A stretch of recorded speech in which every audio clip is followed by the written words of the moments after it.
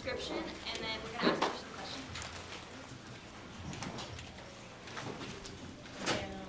questions. Breaking the eardrums, we can say. So, good afternoon, everybody. My name's Audrey Centeno. I actually work at Kaiser Permanente Ballin Park. I'm the director of their volunteer services program, and I'm glad to be able to be here to speak with you all about volunteer opportunities, our volunteer program, and also extend that to how that can also help you with identifying what you'd like to do for a career as you continue to move forward with your education. So glad to be here, and I look forward to participating in and answering any questions that you may have. So the first one, the question is, what did you do to get started? So I kind of stumbled into volunteer services management. I've been in it since about 25 years now. So I kind of, like you, I actually graduated from here, 1993. I transferred here my junior year, so I was in Catholic school that whole time until I came here. I live in the area, my parents did. And for civics class, we had to do, I believe it was 25 or 30 hours of community service. So I chose a nonprofit organization and got really involved with it that way. It kind of opened my eyes that, there's a lot of things wrong in the community. And even though I may play a small part, I could possibly be able to make an impact by volunteering. And then it sparked my interest in wanting to be in a helping profession. So, like you, I probably was, had 3 or 4 different careers under my belt like I wanted to do. So by volunteering, it really helped me kind of define where I wanted to go with my education and, of course, my career. So I wanted to be able to be of help, so I was focusing on getting my degree in psychology, which I did, which led me into other nonprofit organizations and management. And that's what kind of led me to healthcare. Little by little, my management started going towards healthcare. That's where I felt I could make the most impact. So I've been director over hospital programs. Most notably, I was at PIH Health, Whittier and Downey for several years, about 10 years, and then I've been at Kaiser almost 2 years now. So prior to that, I did hospice, which some of you may know what type of level of care that is, so it's a high acuity, and volunteers are involved even in that level of care. So that's what just kind of drew me to it. It was a roundabout way, but that's why I always feel that volunteering in a field that you're interested in is really going to help you with deciding, is this for me, or is there something else that I may not have looked at, and maybe now I want to be involved in that, and I want to find out more about this career. Okay. Our second question is, what is your favorite part about your job? My favorite part is being able to make an impact with patients. We don't realize how much of an impact we make just simply by just having your humanity showing when you are just being a friendly visitor and you're rounding on a patient floor, providing them a blanket, providing them some friendly conversation. You have patients that may be in there for weeks at a time. So having you come in and just, seeing how they're doing, offering them a book to read, making sure that, they're comfortable and they don't need anything at that point. Or if they do need something, it's something that you can be able to help with. It makes a huge impact because you can see how appreciative, and they tell you how appreciative they are of any and all of your, you're just showing concern. You're a total stranger to them, so they just feel grateful that you're there. And that's probably my favorite part of the day. Okay, what's the biggest downside to your job? I think the most, because you're working in a field where, in particular in healthcare, you're dealing with people sometimes obviously not feeling well. They're scared. So you're dealing with a lot of human emotions, and sometimes, especially the people that are drawn to helping careers such as healthcare, it's sometimes hard to maintain boundaries. You care a lot, you want to be involved, and sometimes you have to realize there are certain things where I have to hand off to the next discipline, such as social work or hospice, pain management. So you kind of want to, understand that while this is a plus for you, your personality and what motivates you to get drawn to this type of field, but you also have to really work at being able to keep your humanity when you interact with patients, but also maintain your professionalism and understand that you're there for a moment in time and you want to make the most impact and be the most effective. So that sometimes is the most difficult thing. Patients, especially during COVID, was extremely difficult. I think a lot of our doctors and nurses, if they were at the verge of retiring, quickly retired once things got stable. So there's a huge shortage right now. And it's because there's just burnout can be a real thing. So that is something that could be a downside, especially if you're going to go into the direct patient care, so nursing, physicians. Those are things that you have to really work on to make sure that you have a long career, if that's what you're going to choose to do. Okay, and now if you could just go over like the volunteer opportunities, like explaining them and how to sign up. Okay, so currently at the hospital, the general hospital program is the same regardless of age. There are certain departments that I wouldn't put a minor in just simply because of the intensity of those environments. So like emergency room or hospice, terminally ill patients. But everything else is pretty much up for grabs. So if you're interested in radiology, if you're interested in cardiology, oncology, I have a couple of students from Los Altos that were interested in oncology.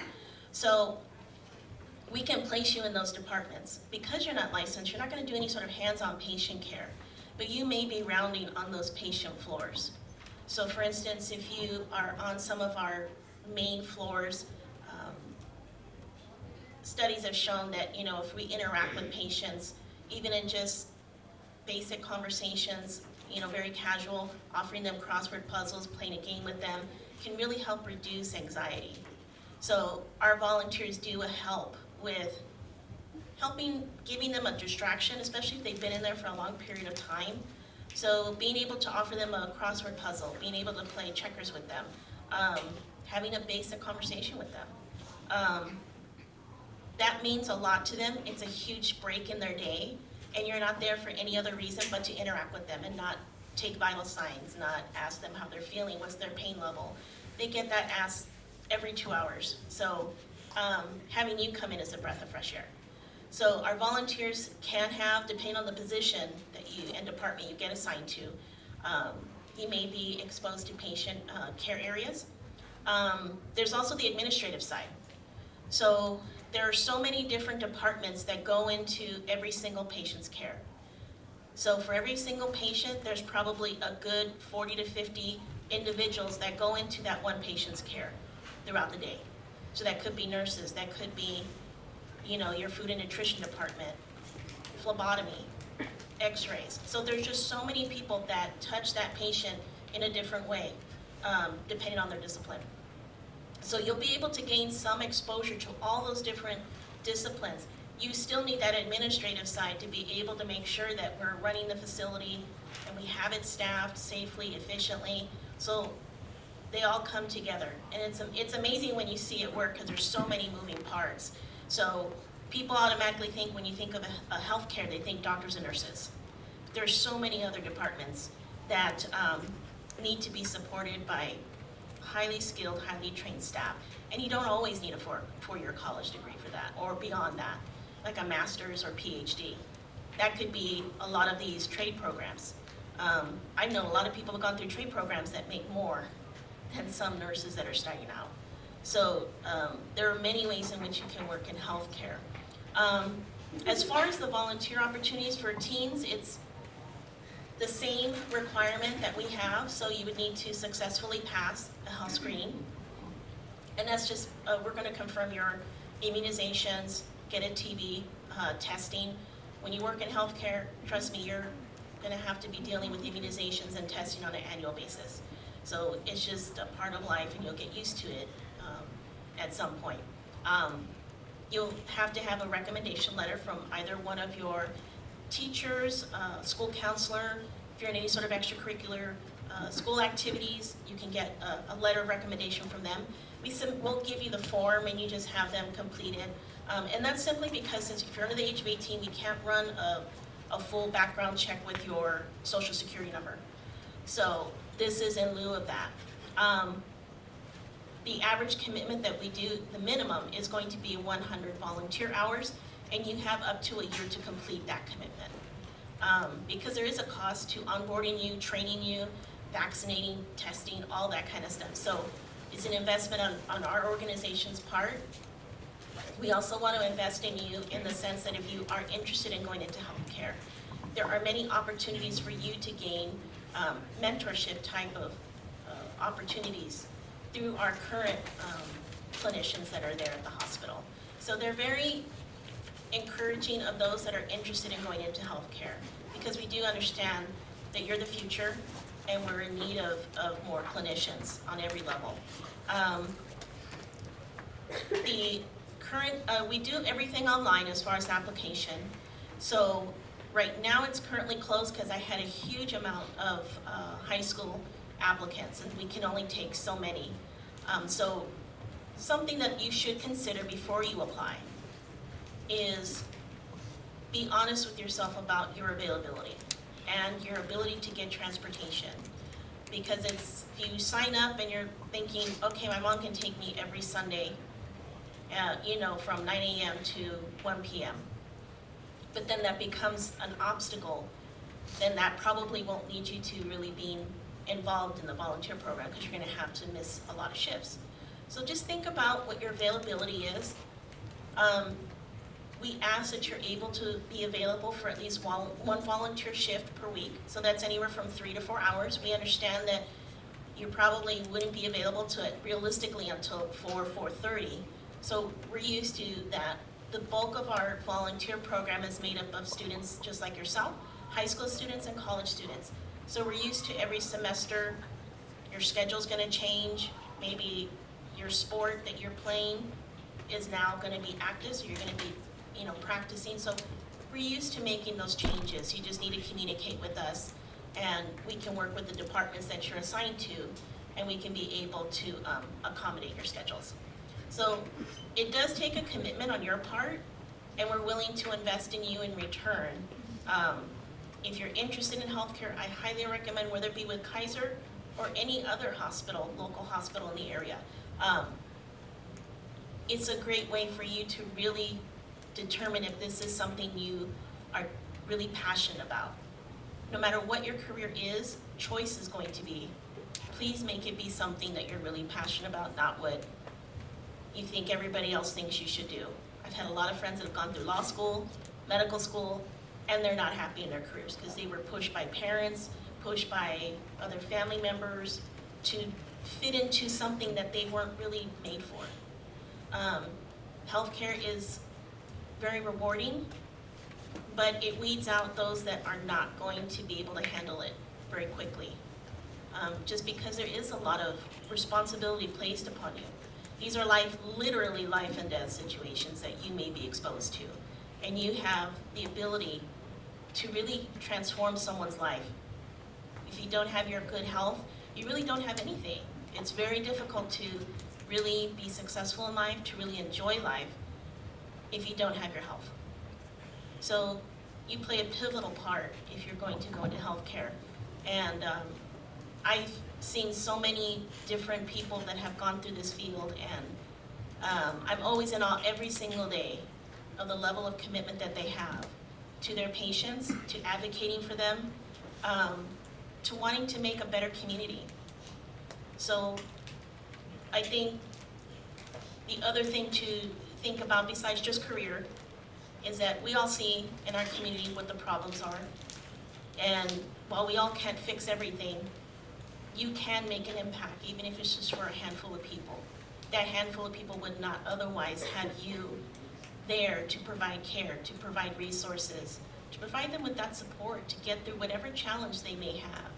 So you have the opportunity in front of you to be able to make that difference, whether it be healthcare, maybe you want to volunteer at Humane Society, maybe you want to volunteer with little or big sisters, big brothers. whatever you can do to be able to provide somebody that support, and you have the capacity and the willingness to do it, I highly recommend that you do it. It's really rewarding. So that's kind of what I wanted to let you guys know. The application will be opening up in March for high school students. Right now, Kaiser Permanente also does have a paid internship for summer youth. And that, I believe, the last time I checked in January, the application was not up, but it may be up at this point. So if you want, I can also, if you want my business card, I can also send you that information once it does become available, or at least provide you with the website where you can be able to look at that. What it is that you are able to work inside a department, so you will be paid for that time that you are there. So it's not just volunteering. You're going to be working as like you would if you had been hired by Kaiser Permanente. I never promise people employment when they start volunteering, but it is a huge step and putting your foot in the door when you want to work for a specific organization. I've gotten hired twice from volunteering that transitioned into employment, and I've had several of my volunteers get hired. So I don't necessarily promise it, but it is a good way for you to build a rapport with departments that you may want to work with, because they may see, hey, we really like her, we like him, they're very responsible, they're here, they're ready to learn. So that may open a lot of opportunities for you. So there's a lot of great things that can be gained through volunteering, not just with Kaiser, but just in general. Where would students find the application? So you would simply do a search, because they're redoing our website right now, but if you do a search for Kaiser Permanente Baldwin Park Volunteer Services, it should come up. That's usually the first search result, and just click on that, and it'll probably take you to where we give a description of the program, the requirements, but the application link won't be active just yet. So you can click on it and it'll let you know oh, it's currently closed. But when it is open, it'll be like a colored and not grayed out. But like I said, because we had so many applicants, I had to close it temporarily. So I'll be opening up in March, because we do expect a huge amount of students wanting to volunteer during the summer, because you'll have more availability, and maybe some of you may get that paid internship. So if it's something that you're interested in, definitely work on it, and let me know if you're interested in possibly gaining some more information for that. Is there any questions from the crowd that you would like to ask? Don't be shy. I think the one thing that I would like you all to just kind of take away is that you never know where you might get started on your career path. So every experience is going to be something that you should look at as saying, this is something that's helping me spark my passion of what I want to do with the rest of my life. It can be overwhelming. You have a lot of options, but eventually there's going to be something that you keep coming back to. And whatever it is that you keep coming back to, that's what you really need to focus on. And that's where you will find your success and your ultimate satisfaction as far as your career. That's my biggest recommendation. And don't let anything deter you from being able to find that. You have to find that for yourself.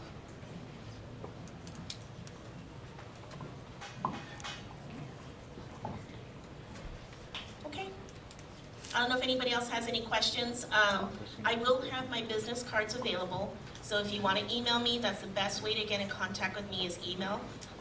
If you do call me, please leave your name and phone number. I get a lot of high school students that say, hi, I'm interested in volunteering, can you please call me? And then they hang up. So please make sure that you leave your information if you do call, and I'll be able to get back to you. But I'm more than willing to help you as you go through this possible opportunity of volunteering. Thank you so much.